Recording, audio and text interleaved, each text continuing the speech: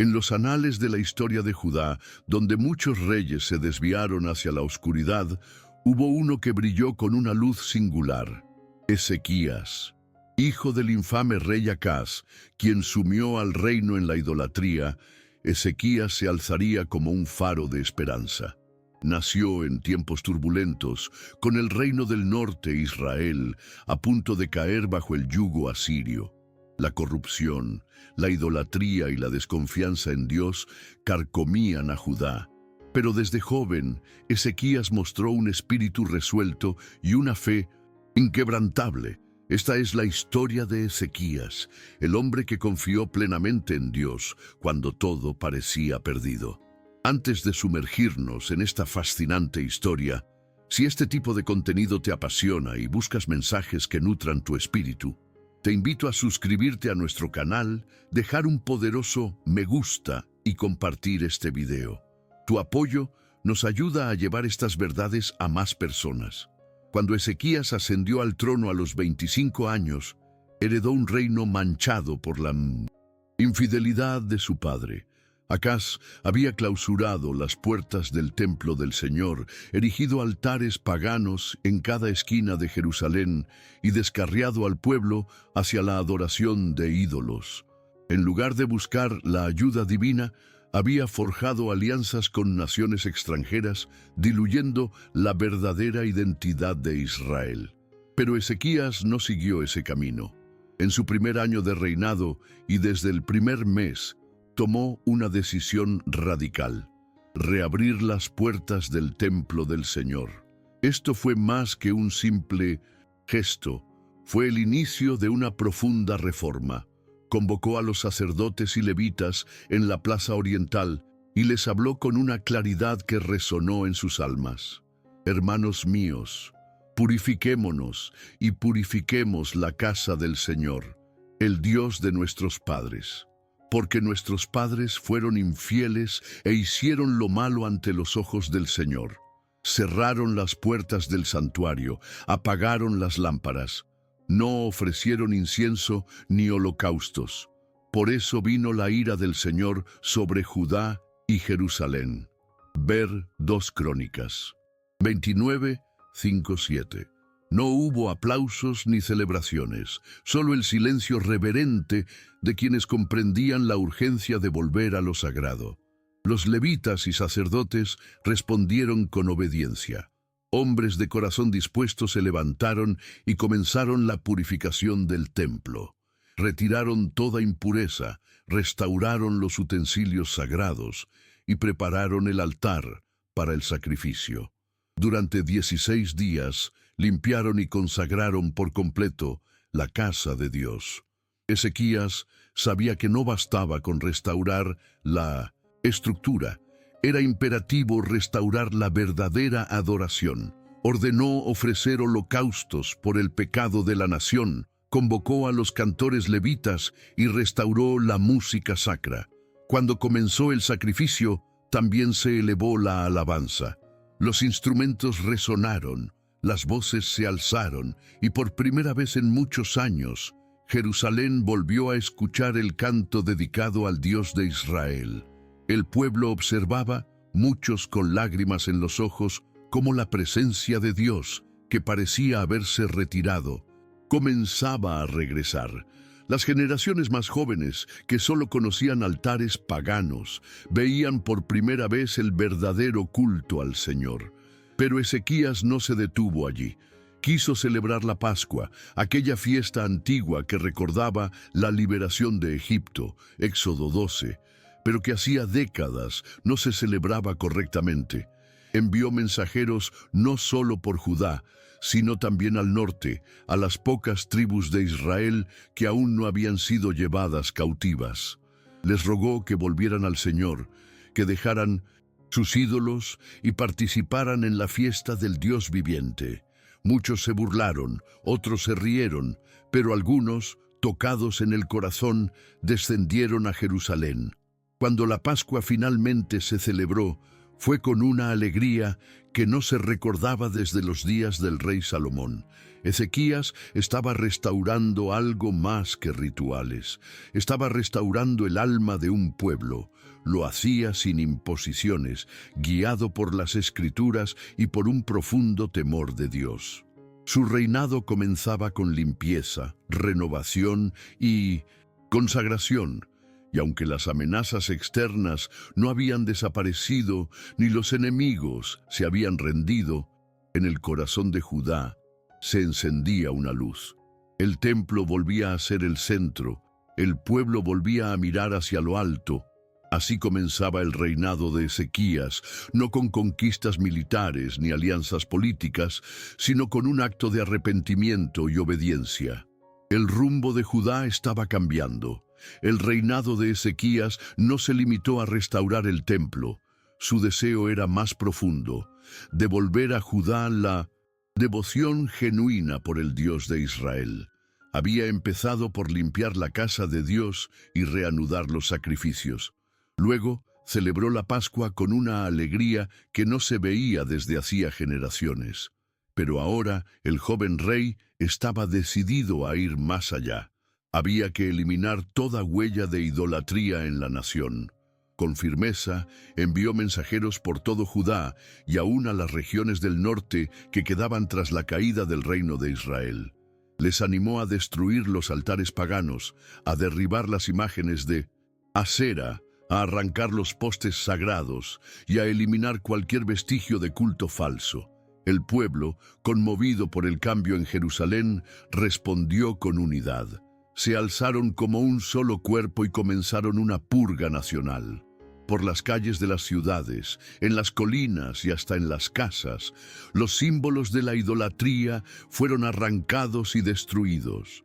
Las imágenes fueron hechas pedazos, los ídolos de madera reducidos a cenizas, los lugares altos demolidos.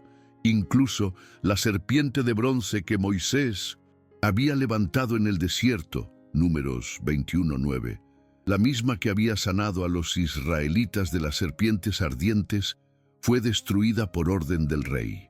El pueblo la había convertido en objeto de adoración, llamándola Nehushtan. Para Ezequías, ningún objeto, por sagrado que pareciera, debía ocupar el lugar del Señor. Esta acción fue radical, pero también necesaria. La idolatría se había infiltrado en la vida diaria de Judá, disfrazada de tradición y costumbre. Al eliminarla de raíz, Ezequías estaba devolviendo al pueblo su verdadera identidad. Era una limpieza física, sí, pero también espiritual. Los levitas y sacerdotes, que antes estaban dispersos o desanimados, comenzaron a organizarse.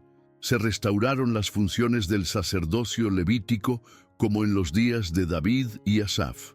Cada grupo fue asignado según su orden y deber. Unos cantaban, otros quemaban incienso, otros oficiaban los sacrificios. El servicio en la casa del Señor volvió a tomar su curso. Pero no solo se restauró el culto, también la generosidad. El pueblo comenzó a traer ofrendas y diezmos como en los días antiguos. Pronto se formaron montones de grano, vino, aceite y todo tipo de productos del campo en los patios del templo. Los oficiales designados por el rey organizaron los depósitos y aseguraron que todo fuera distribuido con justicia entre los sacerdotes, los levitas y sus familias. Era una señal de bendición. Cuando el pueblo volvía su corazón a Dios, Él respondía con abundancia. Ezequías supervisaba todo, personalmente. No delegaba a distancia, sino que se interesaba por cada detalle.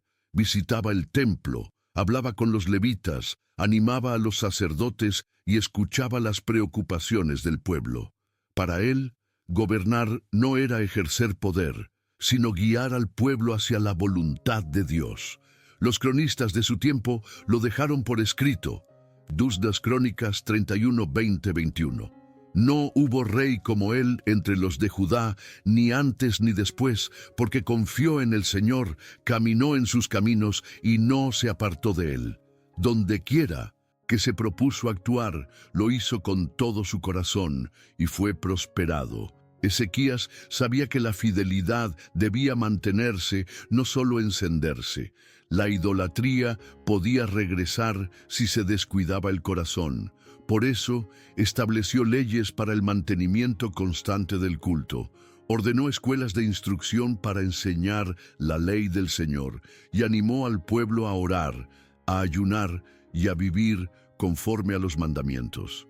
Había un nuevo espíritu en Judá, uno que no dependía de ejércitos ni de riquezas, sino de la presencia de Dios. Mientras tanto, más allá de sus fronteras, el imperio asirio seguía creciendo. El norte ya había sido conquistado, Samaria había caído, decenas de miles de israelitas habían sido deportados. La sombra de Asiria se cernía sobre todas las naciones de la región. Judá era ahora una isla de fidelidad en medio de un mundo en ruinas. Y aunque el enemigo no se había manifestado todavía, el día llegaría. Por ahora, Ezequías edificaba sobre la roca, y el pueblo, fortalecido en la fe, comenzaba a entender que su verdadero refugio no estaba en muros ni alianzas, sino en el Dios de sus padres. Mientras Judá florecía bajo la dirección piadosa de Ezequías, el mundo alrededor se estremecía por el avance implacable de Asiria. Este imperio, gobernado con puño de hierro por Sennacherib, era el azote de las naciones. Sus ejércitos no solo vencían, sino que arrasaban ciudad tras ciudad, reino tras reino. Todos caían, y ahora, tras la caída del reino del norte, Judá estaba en la mira. Sennacherib había heredado la maquinaria de guerra más temida de su época. Su ejército era numeroso, disciplinado y brutal. No solo conquistaban territorios, destruían identidades, deportaban pueblos enteros, quebraban culturas, imponían su lengua, su religión, su voluntad. Ezequías lo sabía. La amenaza no era lejana, era real, tangible y se aproximaba. Fue en ese contexto que tomó una decisión que a muchos pareció arriesgada. Se rebeló contra Asiria. Durante años, Judá había sido vasallo, obligado a pagar tributo, pero ahora Ezequías, fortalecido en su fe y en la renovada identidad de su pueblo, se negó a seguir rindiendo obediencia a un imperio que blasfemaba contra el Dios viviente. Esta decisión no fue impulsiva. Ezequías reforzó las defensas de Jerusalén, reparó los muros antiguos, construyó torres de vigilancia y mandó levantar otro muro exterior para proteger aún más la ciudad. Además, proveyó armas y escudos en abundancia y organizó al ejército en divisiones. Pero su obra más estratégica fue el túnel que mandó excavar bajo la ciudad para desviar el agua del manantial de Gijón al interior de Jerusalén en caso de asedio. 2 Reyes 20:20, 2 Crónicas 32:30. Judá tendría agua y el enemigo, sed.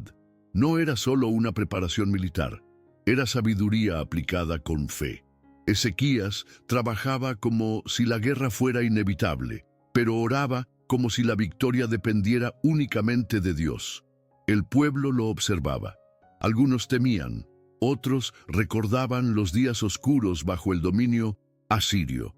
Pero Ezequías los reunió, les habló al corazón y les dijo, 2 Crónicas 32, 7, 8, esforzaos y animad, no temáis ni tengáis miedo del rey de Asiria, ni de toda la multitud que con él viene, porque más hay con nosotros que con él. Con él está el brazo de carne, mas con nosotros está Jehová nuestro Dios, para ayudarnos y pelear nuestras batallas.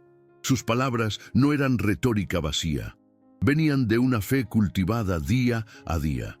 El pueblo, al escucharlo, recuperó valor. Su confianza no estaba en los muros ni en las espadas, sino en el Señor. Pero Sennacherib no tardó en responder. Al frente de un ejército imponente, marchó hacia Judá, tomó ciudades fortificadas del país una tras otra y envió emisarios a Jerusalén con un mensaje devastador.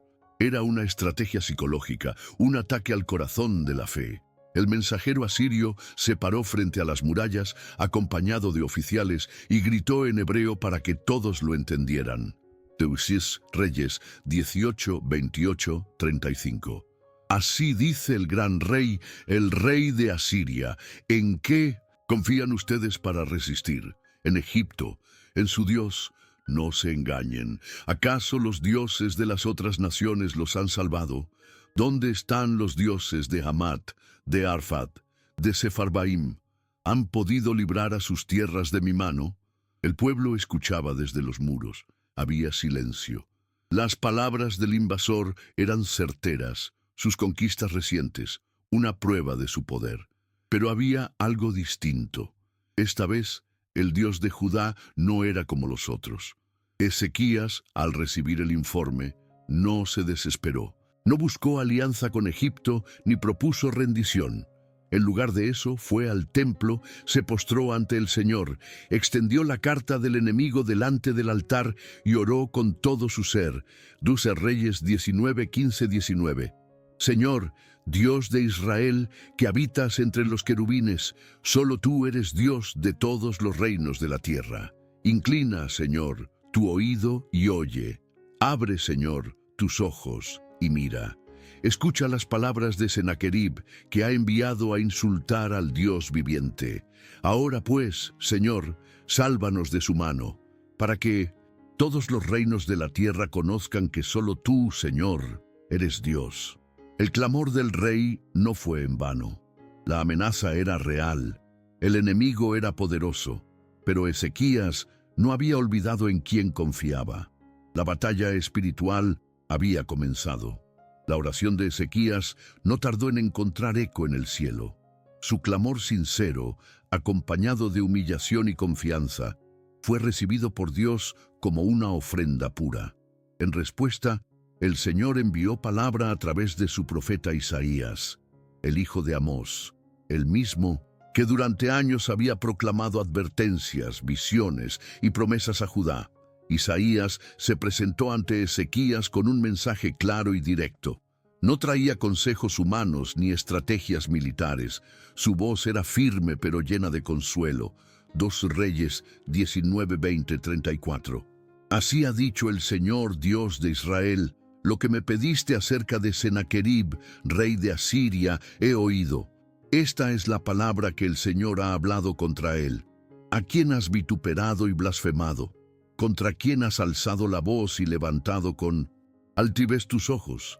Contra el Santo de Israel.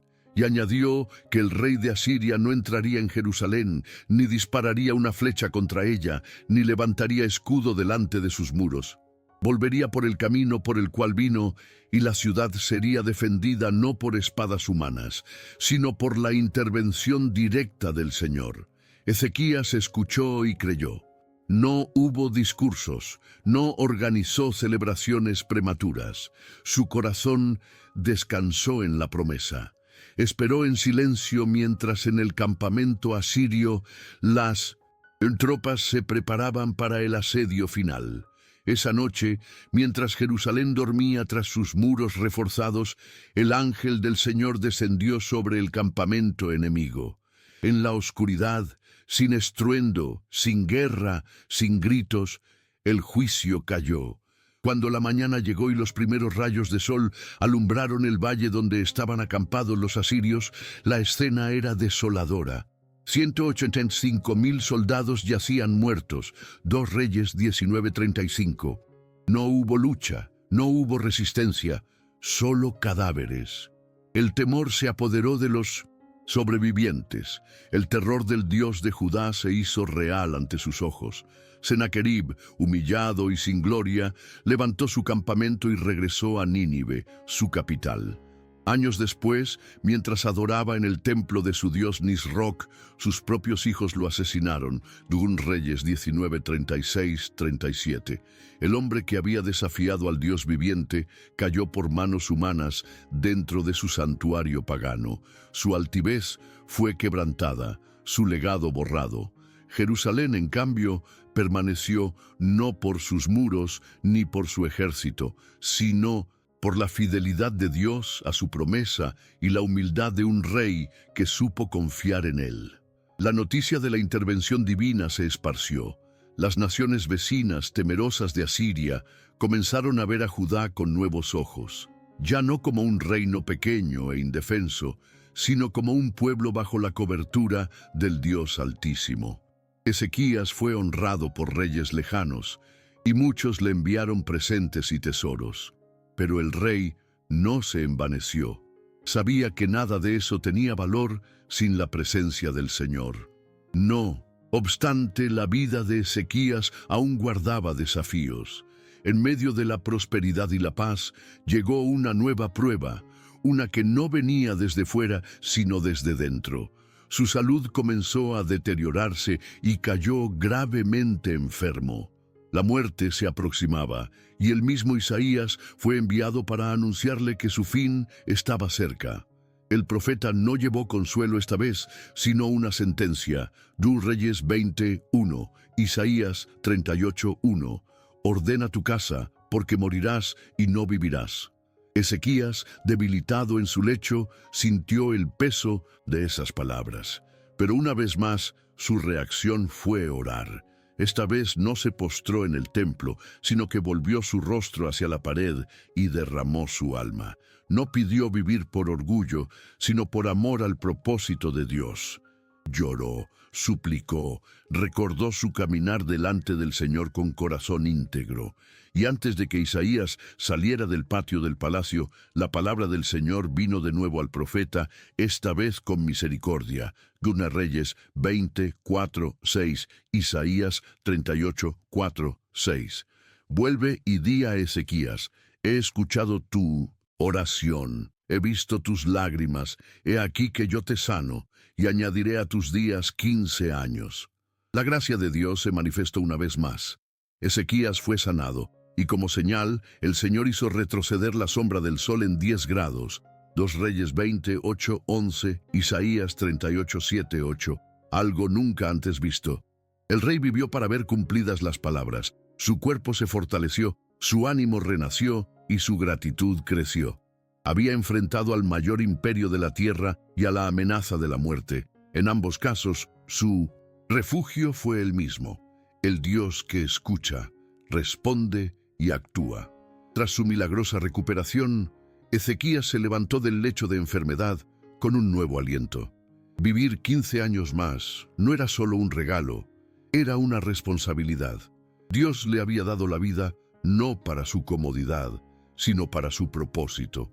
Y durante un tiempo, el rey anduvo con gratitud, profundizando su fidelidad, consolidando reformas espirituales y guiando a Judá en tiempos de estabilidad. La nación prosperaba, la economía se fortalecía, los campos daban fruto, los ganados crecían y los almacenes reales rebosaban de bienes. Las bendiciones eran visibles, pero con la prosperidad vino también una prueba más sutil, la prueba del corazón. Lejos de Judá, en Babilonia, un reino aún no tan poderoso como Asiria, se enteraron de la enfermedad de Ezequías y su sorprendente recuperación.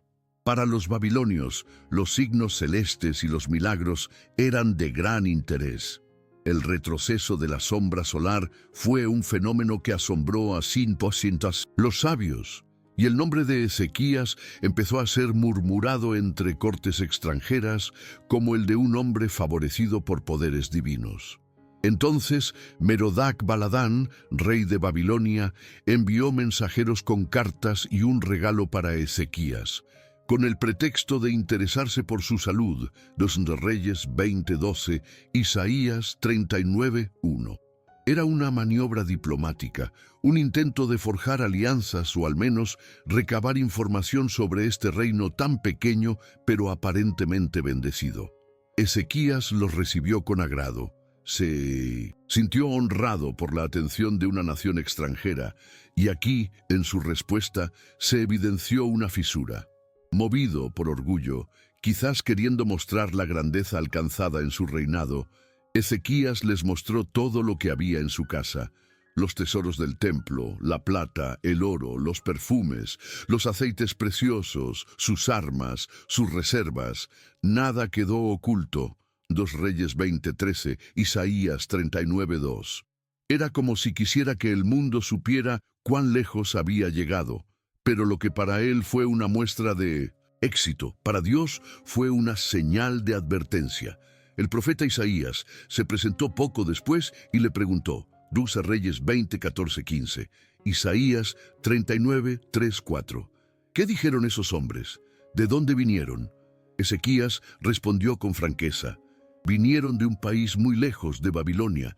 Isaías insistió, ¿qué vieron en tu casa? Y el rey confesó, vieron todo lo que hay en mi casa, nada quedó que no les mostrase. Entonces Isaías pronunció una profecía inquietante. 2 Reyes 20:16-18, Isaías 39:5-7.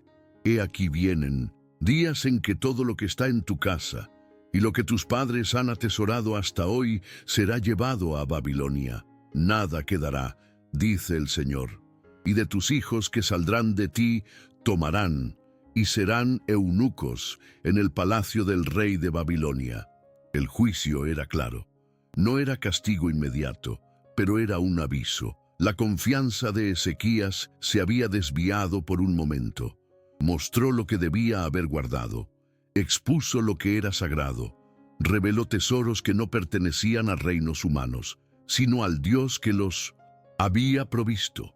La reacción de Ezequías fue sorprendente. No protestó, no culpó a nadie. Reconoció la verdad del mensaje y se sometió a la voluntad divina.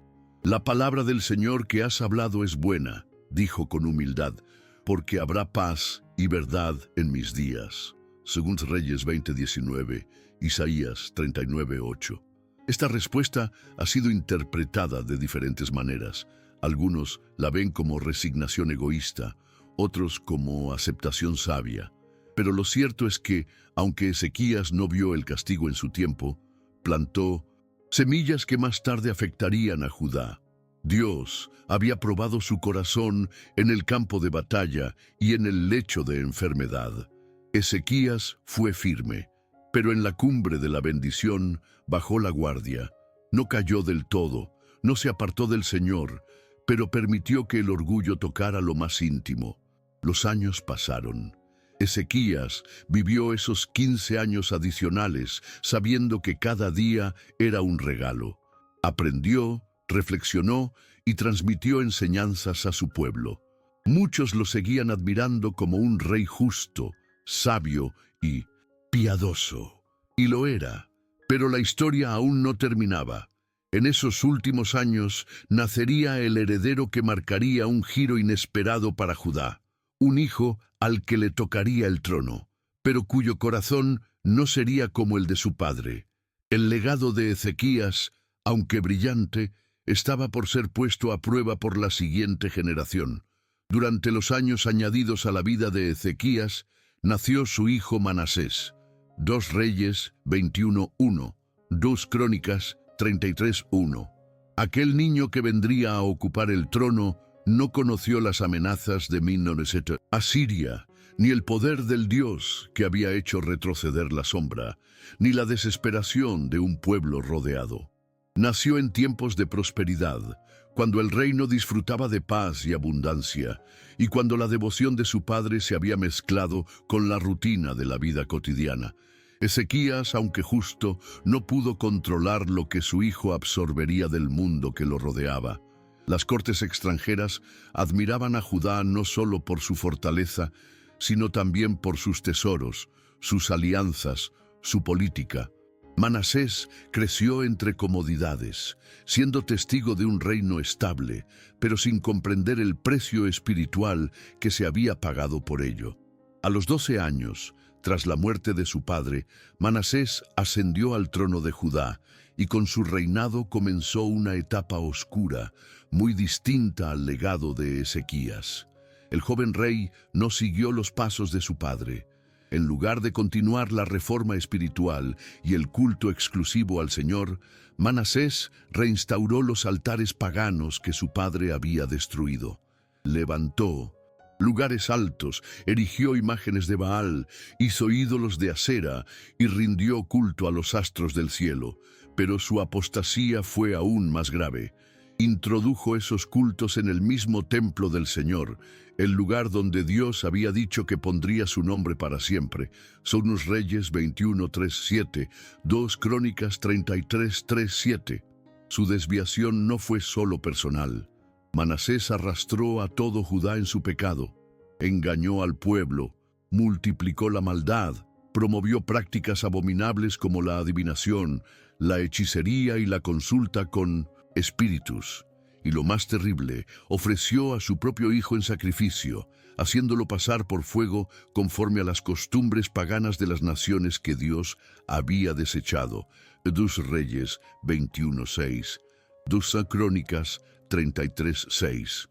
La nación que había sido librada del asedio más terrible, la ciudad que había sido defendida por el ángel del Señor, ahora se hundía en una oscuridad más profunda que nunca antes. Los profetas no callaron. La palabra del Señor fue proclamada una y otra vez. Dios, en su misericordia, advertía, llamaba al arrepentimiento, recordaba su pacto, pero Manasés no escuchó. Su corazón estaba endurecido, el poder le había embriagado y la idolatría le había cegado. Entonces el juicio comenzó a tomar forma. El Señor permitió que los ejércitos asirios, los mismos de los que había librado a Ezequías, regresaran.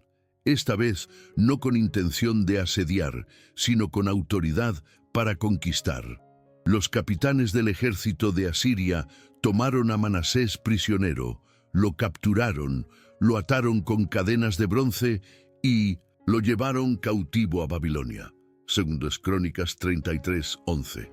Allí, lejos de su trono, privado de poder, sin sus ídolos ni su palacio, Manasés tuvo tiempo para reflexionar.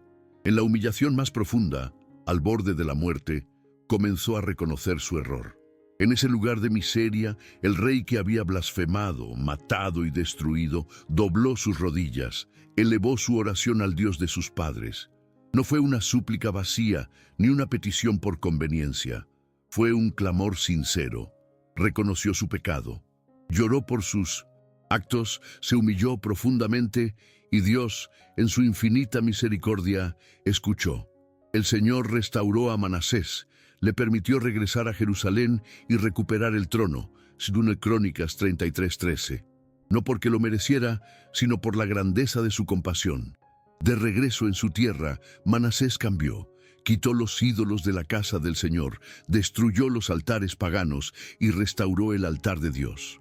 Ordenó al pueblo que sirviera solamente al Señor, el Dios de Israel, según Crónicas 33:15-16. Sin embargo, el daño ya estaba hecho.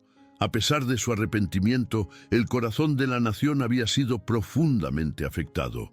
Muchos continuaron en los caminos de la idolatría y el mal que Manasés introdujo no pudo ser borrado con facilidad. Así, el legado de Ezequías fue puesto en tensión. Había sido un rey justo, fiel, confiado en Dios, pero el hijo que engendró en sus años añadidos llevó a Judá a una crisis espiritual de proporciones incalculables. Aunque Manasés se arrepintió, el reino no volvió a ser el mismo. La fidelidad de un rey puede marcar una generación, pero también puede dejar una carga que otras no sabrán llevar. Después del regreso de Manasés y su aparente reforma, la nación intentó encontrar estabilidad, pero las heridas profundas dejadas por décadas de idolatría no sanaron de un día para otro. El templo había sido profanado, las costumbres paganas se habían arraigado en la vida del pueblo y muchos se resistían al cambio, incluso después del arrepentimiento del rey. Judá estaba dividida en su interior. Había quienes recordaban con nostalgia los días de Ezequías, donde la ley del Señor era respetada y el nombre de Dios era exaltado. Pero había también quienes, seducidos por las prácticas extranjeras, ya no deseaban volver al camino antiguo. Aquel reino, que una vez había sido un ejemplo de reforma espiritual, se encontraba ahora navegando aguas turbias, con una fe debilitada y una identidad fragmentada. Manasés, aunque transformado, envejeció, sabiendo que su legado sería mixto. Había hecho el mal ante los ojos del Señor durante más tiempo del que hizo el bien. Reyes 21:9. Y aunque fue perdonado, el reino que entregaría a su descendencia era muy distinto al que recibió de su padre. Cuando murió, su hijo Amón subió al trono y el ciclo se repitió. Amón no siguió el ejemplo del Manasés arrepentido, sino que emuló al Manasés pecador. Reinó por solo 2 años, pero en ese corto periodo promovió nuevamente la idolatría y el desprecio por el Señor. 2 Reyes 21, 19, 22, 2. Crónicas 33, 21, 23. Su corazón no se humilló como el de su padre, y su reinado fue breve y trágico. Sus propios siervos conspiraron contra él y lo asesinaron en su casa. Segunda Reyes 21, 23, 24. Duna Crónicas 33, 24, 25. Fue un periodo de caos. El trono, manchado por la sangre, parecía inestable. Pero el pueblo, en un acto de unidad, se levantó contra los conspiradores y proclamó como rey a su hijo Josías, que apenas tenía 8 años. 2 Reyes 21-24, 2 Crónicas 33-25, 2 Crónicas 34-1. Era un niño y sin embargo, su llegada al trono marcaría el inicio de un nuevo capítulo en la historia de Judá. Josías creció bajo la tutela de hombres piadosos. No repitió los errores de su padre, ni siguió los caminos de su abuelo en sus años de idolatría.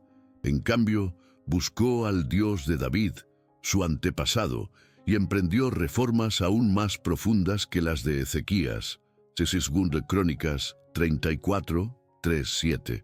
Pero el reino que él recibió estaba muy dañado, y aunque sus esfuerzos fueron valientes y sinceros, los corazones del pueblo seguían siendo inconstantes. Mientras todo esto ocurría, la figura de Ezequías parecía desvanecerse en la memoria colectiva. Había sido un rey notable, firme en la fe, prudente en la guerra y valiente frente a la muerte. Pero los años posteriores a su reinado trajeron oscuridad, y su legado fue ahogado por las sombras de sus descendientes. Sin embargo, Dios no olvidó. En el libro de los Reyes y en los relatos de los cronistas, el nombre de Ezequías fue preservado con honor. Se le reconoció como uno de los reyes más justos que había reinado en Judá, un hombre que, ante la amenaza del imperio más poderoso de su tiempo, confió sin dudar en el Señor. Un hombre que, frente a la muerte, oró con lágrimas sinceras y fue escuchado. Un hombre que purificó la nación, restauró el templo y devolvió la dignidad espiritual a su pueblo. Los profetas, especialmente Isaías, también lo recordaron. Sus conversaciones con el rey, sus advertencias y visiones quedaron como testimonio del poder y la misericordia de Dios en los días de angustia y de sanidad. Ezequías había cometido errores. Mostró su orgullo al revelar los tesoros a los babilonios. Engendró un hijo en tiempos que quizás no eran propicios. Pero su vida entera fue una expresión de lucha, fe y restauración. No fue perfecto, pero fue verdadero, y esa verdad quedó sembrada en la historia de Judá.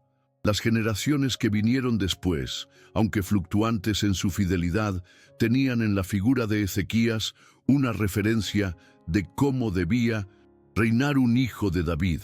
Su nombre, en medio de tantos que se desviaron, brillaba con luz propia, y Dios, que pesa los corazones, valoró su entrega.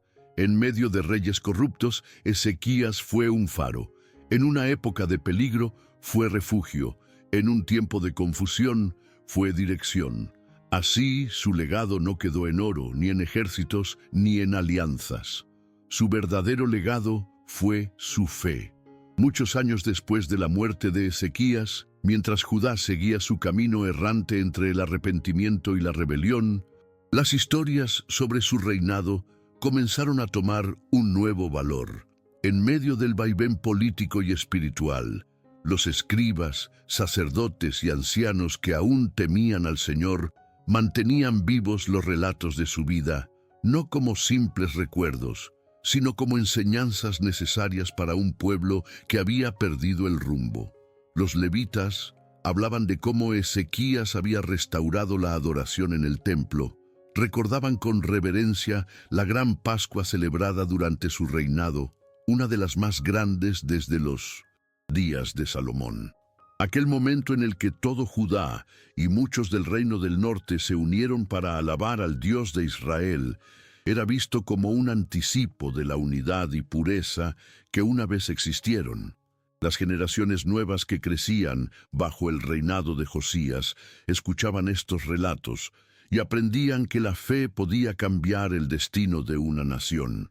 Aprendían que un hombre justo, incluso ante amenazas imposibles, podía inclinar el corazón de Dios.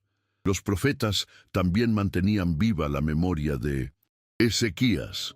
Isaías, ya en sus últimos años, hablaba de los días en los que el Señor había intervenido con mano fuerte para salvar a Jerusalén. Narraba cómo el ángel del Señor había destruido el ejército asirio en una sola noche sin que Judá levantara espada. En cada una de sus palabras había un llamado a recordar: Dios es poderoso para salvar, pero también es celoso de su nombre. En los hogares, los ancianos contaban cómo Ezequías, enfermo y al borde de la muerte, había clamado con sinceridad y Dios le respondió con una señal que ningún otro rey había recibido: el retroceso de la sombra en los grados del reloj de Acaz. Ese milagro no solo quedó grabado en la historia de Judá, sino que fue oído hasta en las naciones extranjeras. Algunos consideraban que aquel momento marcaba un punto de inflexión, una advertencia que no fue completamente atendida, porque fue entonces cuando Ezequías, mostrando sus tesoros a los mensajeros de Babilonia, cometió un error que, aunque pequeño ante los ojos humanos, abriría una puerta peligrosa para el futuro del reino. Isaías lo había advertido: todo lo que estaba en su palacio sería llevado a Babilonia. Y aunque ese juicio no llegó en vida de Ezequías, la semilla había sido sembrada. Pese a ello, la imagen que perduraba era la de un rey fiel. Su humildad, su obediencia, su determinación por purificar el culto y restaurar la ley eran señales claras de un corazón inclinado hacia Dios. En un tiempo donde muchos líderes gobernaban según su conveniencia, Ezequías reinó buscando agradar al Señor. A medida que Josías avanzaba en sus reformas, muchos encontraron inspiración en la memoria de su bisabuelo. Josías no solo imitó sus acciones, sino que las profundizó. Mandó derribar todos los ídolos no solo en Judá, sino también en territorios del antiguo reino del norte. Encontró el libro de la ley en el templo, lo que renovó el pacto del pueblo con Dios. Fue un despertar espiritual, pero también fue una advertencia. Si después de Ezequías vino Manasés, ¿qué pasaría después de Josías? La historia de Judá parecía avanzar en ciclos: uno o dos reyes temerosos de Dios, seguidos por generaciones que lo olvidaban. Y aunque los fieles recordaban a Ezequías con gratitud, sabían que la nación necesitaba algo más que un buen rey, necesitaba un corazón colectivo transformado. Aún así, el nombre de Ezequías no desapareció. Quedó grabado en los registros reales como uno de los más grandes. En cada generación, cuando se hablaba de la fidelidad, su nombre surgía como un ejemplo. Cuando se enseñaba sobre oración, se mencionaba su clamor. Cuando se hablaba de milagros, se relataba la liberación de Jerusalén.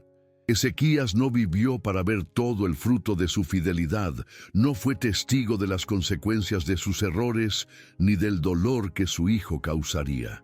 Pero su vida fue una señal clara de lo que Dios puede hacer cuando un corazón se rinde completamente a Él. Y así, en la historia de Judá, en la memoria de su pueblo, en las Escrituras y en el corazón de los justos, Ezequías fue recordado como el rey que caminó con Dios en medio de la oscuridad y cuya fe trajo luz a toda una nación.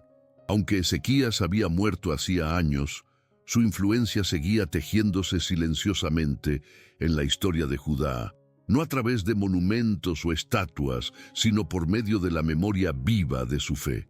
Su nombre era pronunciado con respeto, no solo por lo que había hecho, sino por lo que representaba: la posibilidad de volver al Señor en medio de la decadencia.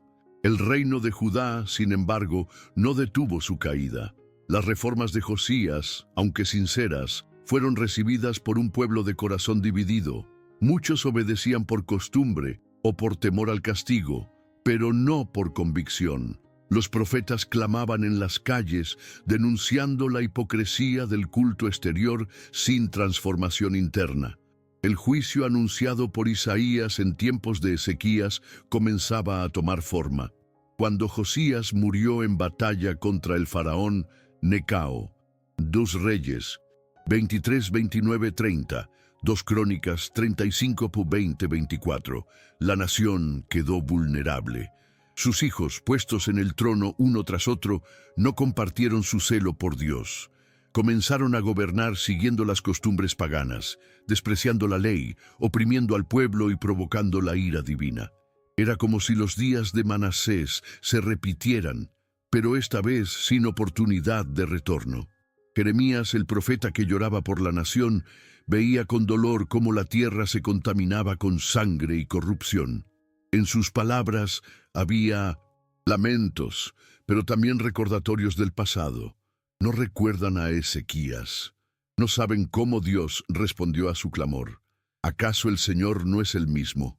El pueblo no escuchaba.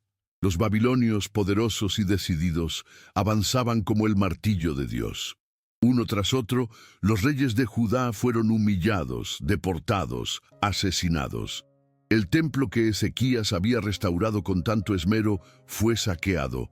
Los tesoros que él una vez mostró a los enviados de Babilonia, ahora eran llevados como botín.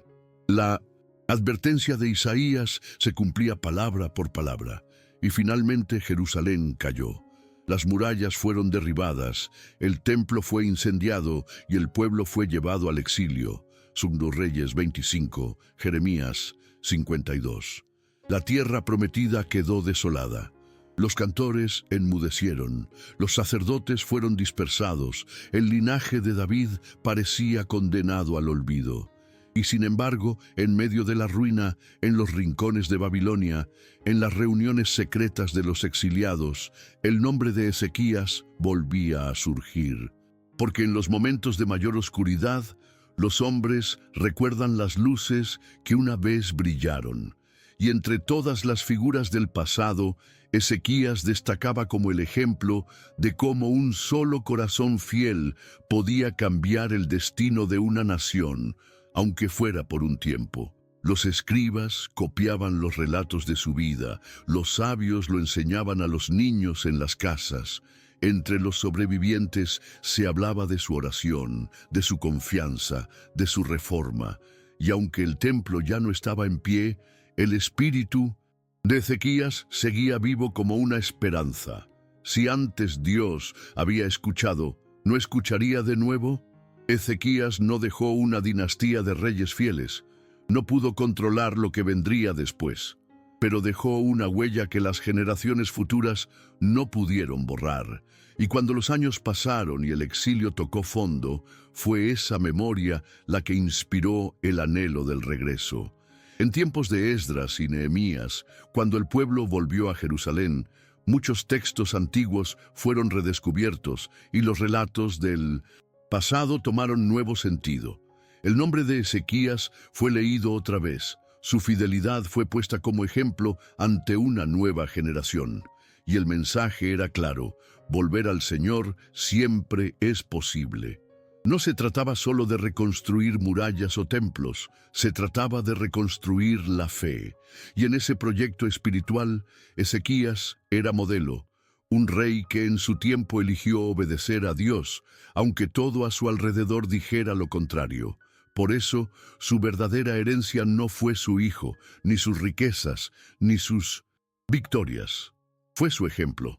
Una fe que se levantó como un muro frente a la destrucción, un corazón que se humilló ante el Altísimo y fue escuchado, un legado que, aunque invisible, perduró más que cualquier construcción humana. Ezequías murió como vivió, con el corazón vuelto hacia Dios. Fue sepultado con honor entre los reyes de Judá, 2 Crónicas 32-33, y su pueblo lo lloró como a un padre que había guiado con sabiduría, justicia y temor del Señor. Pero su historia no terminó con su muerte. Su vida quedó escrita no solo en los registros reales, sino también en el alma de su nación como un testimonio de lo que significa ser fiel en medio de la decadencia.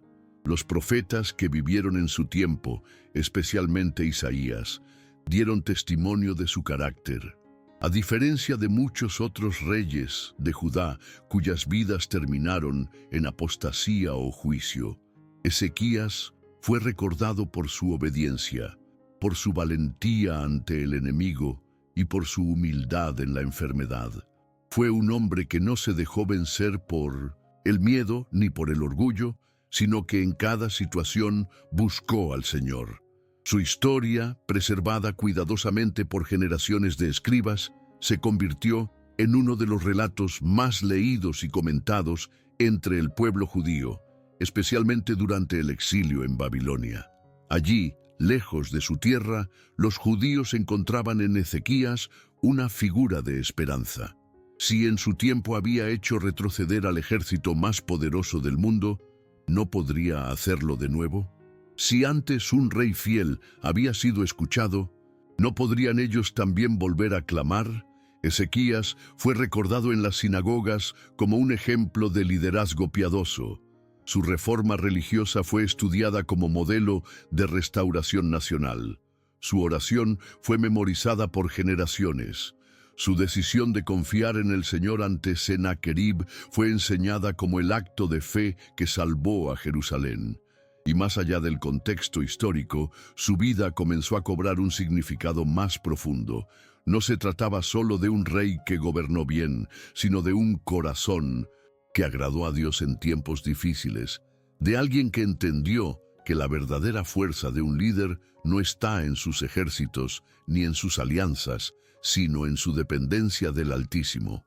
Incluso los primeros cristianos, siglos después, vieron en Ezequías una figura admirable. Su historia fue leída no solo como un relato del pasado, sino como una enseñanza para la vida presente. Fue citado como ejemplo de cómo orar, de cómo humillarse, de cómo liderar en fidelidad. En él vieron el reflejo de un siervo que caminó por fe y no por vista. Y cuando los evangelistas escribieron sobre Jesús, el Mesías esperado, muchos notaron que algunas actitudes del Rey de Reyes recordaban las de Ezequías: la humildad, la oración ferviente, la confianza absoluta en el Padre Celestial. Aunque Jesús era infinitamente superior, la figura de Ezequías ayudó a muchos a comprender lo que era vivir para agradar a Dios en todo. Hoy, siglos después, el nombre de Ezequías aún se menciona con honor en sermones, estudios bíblicos y enseñanzas. Su vida sigue inspirando a quienes enfrentan desafíos imposibles, a los que luchan contra enfermedades, a los que enfrentan enemigos, a los que buscan una renovación espiritual, porque su historia demuestra que Dios escucha, responde y actúa cuando un corazón se humilla y se entrega por completo. Y así, la historia de Ezequías no termina, sigue hablando a cada generación que la lee. Su voz no ha sido silenciada por el tiempo, porque fue una vida escrita en obediencia, no para buscar gloria humana, sino para glorificar al Dios de Israel. Este es el legado de Ezequías, no solo ser un rey, sino un testimonio, no solo haber reinado, sino haber confiado, no solo haber vivido, sino haber agradado a aquel que mira el corazón. Su historia es un llamado a levantarse en medio de la oscuridad, a reparar lo que ha sido quebrado, a purificar lo que ha sido contaminado, a buscar a Dios con todo el ser, sabiendo que Él es poderoso para salvar aún hoy. Ezequías fue y se convirtió en uno de los más grandes reyes que Judá conoció. Esta fue su historia, no solo la de un hombre, sino la de una fe que transformó a una nación y que aún hoy puede transformar corazones dispuestos a seguir el mismo camino. Si has llegado hasta aquí, es porque algo dentro de ti busca más.